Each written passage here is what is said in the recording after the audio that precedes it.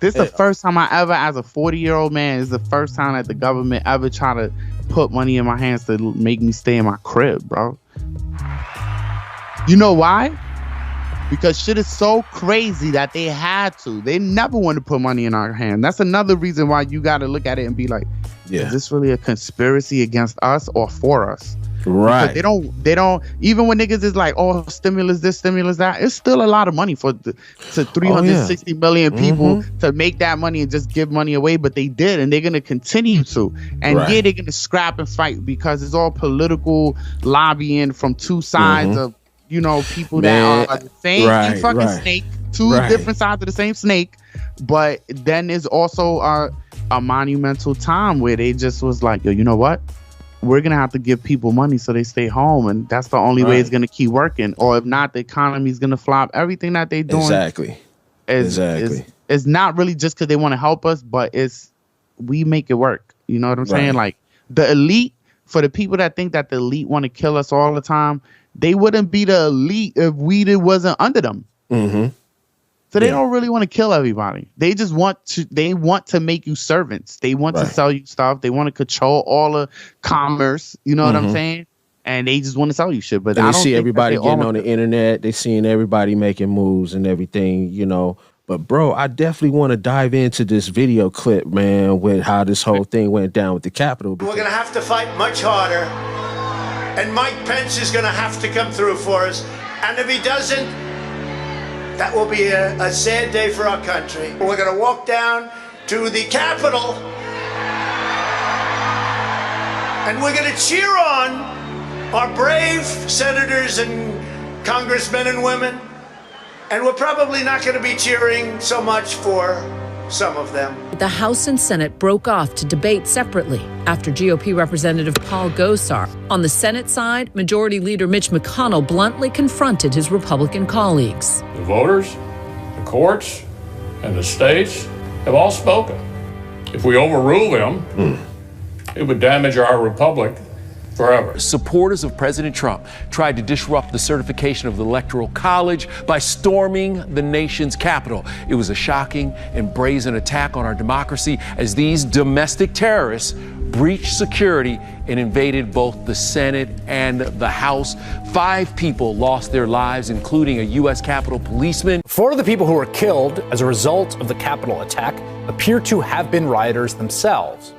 One of whom was shot in the neck by police as she and others attempted to break into the speaker's lobby just outside the House chamber, as you can see in this video. The most recent casualty of the mob, the president and other Republicans incited, is Capitol Police Officer Brian Sicknick. He's a 42-year-old veteran. According to reporting, Officer Sicknick was struck with a fire extinguisher. The images broadcast were largely not the most horrifying ones of the day. Much of what we saw, this is a video of a crowd chanting, "Hang Mike Pence." While Pence, the vice president, was in the Capitol, had to be taken to a secure location. He's standing at a doorway and you have the mob. He pushes the, there's the one man who's wearing the black t-shirt and the hat and the sleeves. Staff photographer of the New York Times writes that she was in the Capitol Rotunda when suddenly 2 or 3 men in black surrounded me and demanded to know who I work for. Grabbing my press pass, they saw that my ID said the New York Times and became really angry. They threw me to the floor trying to take my cameras. I started screaming for help as loudly as I could. This guy, in the Senate chamber, dressed in full tactical gear, carrying plastic zip ties. As Dan Coys writes for Slate, those are actually flex cuffs, the plastic double restraints often used by police in mass arrest situations. They went into the Capitol, as Congress was counting electoral votes, equipped to take hostages, to physically seize officials, and presumably to take lives.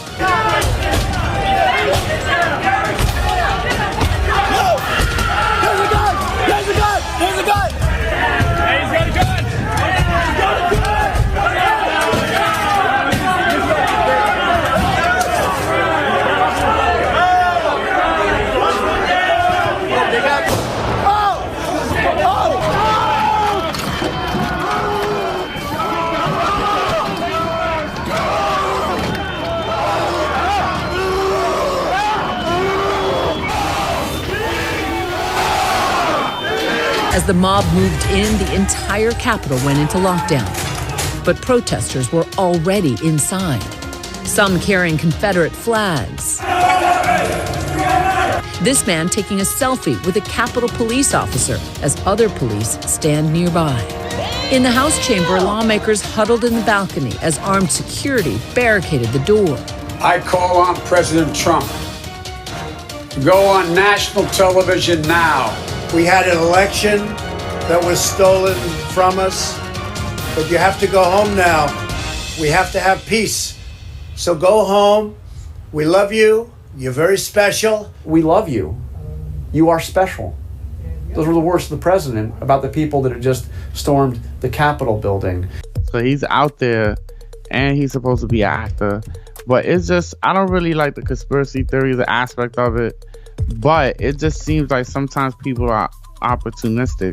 You know what I'm saying? And he'll be like, yo, I'm going to go over there and get these pictures. I'm going to be like, it's going to be classic. Because, you know, people do look at Donald Trump like some kind of celebrity. You know what I'm saying? Right. He's a fucking, before president, he had The Apprentice. Remember that show, The Apprentice? And a lot of people just don't differentiate. Like, they don't really understand. Like, it's not really, like, if you look at this crowd of people, man, it's just, it's not a lot of everyday white people, really. You know what I'm saying? It's like the bottom of the barrel, bro. It's like the people that live and die for Donald Trump. You can't even, they're not all just everyday white people. I think a lot of more progressive white people understand at this point, even if they were supporters of him at first, like all the things that he's done to, because basically what Donald Trump really just did, he got 5 people killed. Right. He should go to jail. He should go to jail. He told people to go over there. He's like, yo, we're gonna go over there. Let's go. And then you don't show up, and they show up, and they do your work. Then you call them lovely people. You say, you give them all the compliments. You don't put none of them down. You don't really assert yourself as what they're doing is really wrong. You keep saying that your election got stolen. All these other things. What you're saying is, I meant that, and I'm not sorry. And somebody went over there trusting that they were doing something good for you, and they got killed. That lady got shot. Right. You know what I'm saying? Yeah, and she was in the military. You know what I'm saying? From what I recall, you know, she was. You know what I heard too? I don't know how real this is, but I seen this on some credible website. Some guy was trying to steal a picture, so he was trying to unhang the picture, and he had a taser gun in his pocket. And he tased his own balls, and he died. One of the 5 people that died, the guy tased his own ball with a taser. Tasing his own nuts. Tasing his own nuts, bro. Dang. What's going on, bro? What's really going on? The overall thing, without being funny, about being inconsiderate to human life, is how, because some people that have a lower intelligence and that are being incited by a person with negative energy, from, you know, lower level energy, like he can't make people move for a good cause. You know what I'm saying? Right. Like you lost the election and you're trying to convince everybody that you lost that you won. And you're such a liar that Twitter is just like, you tweet and they'll be like, no, he's lying. I think they had a secret meeting with him. It was like, yo, bro, if you don't say that what they did was wrong and try to keep stopping it, you're going to jail. We're going to press charges. The way that he came out again and was like, yo, trying to act like he's got sense, but he doesn't. And he's still just saying it. Him right now, somebody forced him to do that. You know what I'm saying? Like, it just went too far. You know what I'm saying? And he might be panicking. You know what I'm saying? And they're saying that he broke the 25th Amendment and all, so they want to impeach him. Yeah, they're probably not going to get him with that. You know what I'm saying? Because also Mike Pence has to say so in that as well. But what I'm saying is, overall, as soon as he finished being the president, he's going to hide somewhere, bro. He's going to hide somewhere because somebody's going to hold them liable. It's just too much, bro. Like, you incited a whole crowd to go into a national place and just destroy things.